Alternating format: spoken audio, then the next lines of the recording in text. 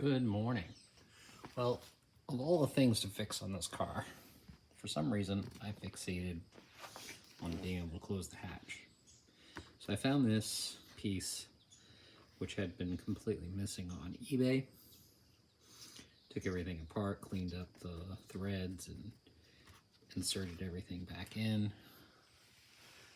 Did the same thing up here. Replaced that pin and spring and little white tongue right there. And yes, it's old and decrepit, but hatch closes. Yeah.